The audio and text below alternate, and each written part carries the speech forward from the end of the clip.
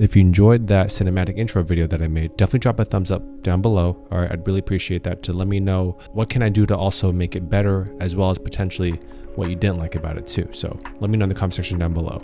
So back to this PC part discussion. I'm building this primarily for another streamer. He's basically been streaming off of his laptop like the past 2 years now, maybe even longer, but I'll drop his Twitch stream down below. It's Noble Gods. I believe it's Noble_Gods or something like that, but I'll definitely drop it down below. He's always wanted to build a PC, as he's been complaining about his laptop having performance issues with OBS and Discord and all the other jazz that you run into with running an underpowered machine to try to stream at the same time. Since he was doing a full build, might as well hit up Central Computers again, because in the past we've had some pretty good luck there, and we've had some luck again this time.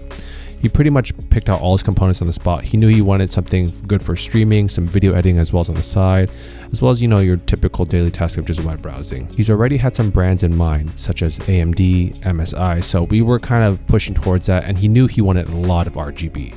So we went down that route too.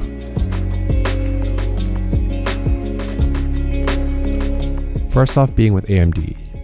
Because he's a streamer and he had some productivity needs, we went with the 5800X. I'm not going to harp too much about it.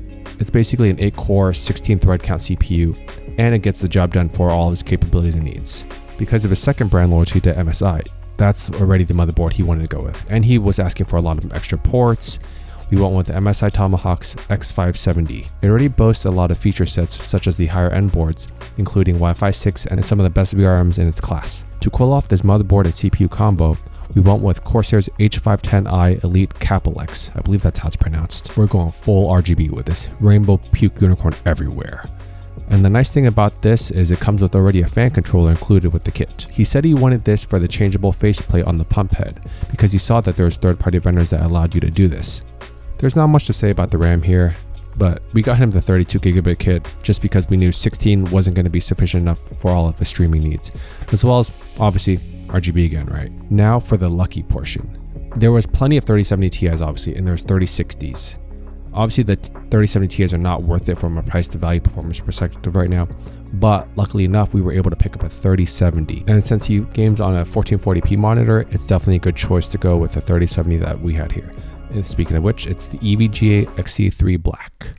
It is a little bit odd that there isn't a backplate on this one. However, it does look kind of retro-y feel, so I do like that look too. For this power supply, he chose the Seasonic Focus Gold Plus 750 watt.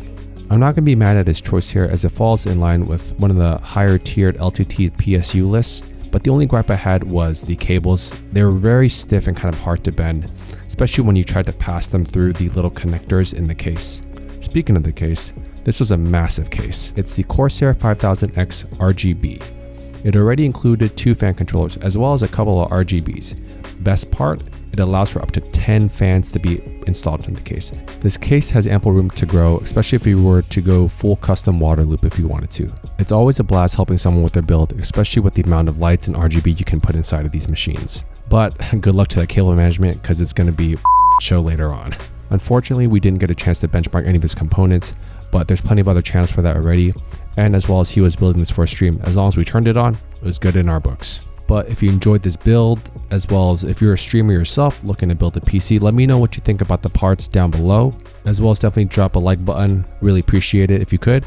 And if you're a streamer that's on a 1080p monitor, I definitely have another build up here, which includes a 3060 as well as a 5600X. Thanks for staying to the end, and enjoy this little montage that I put afterwards, because I love it making some B-rolls out here for this. I'll catch you guys next time. Peace.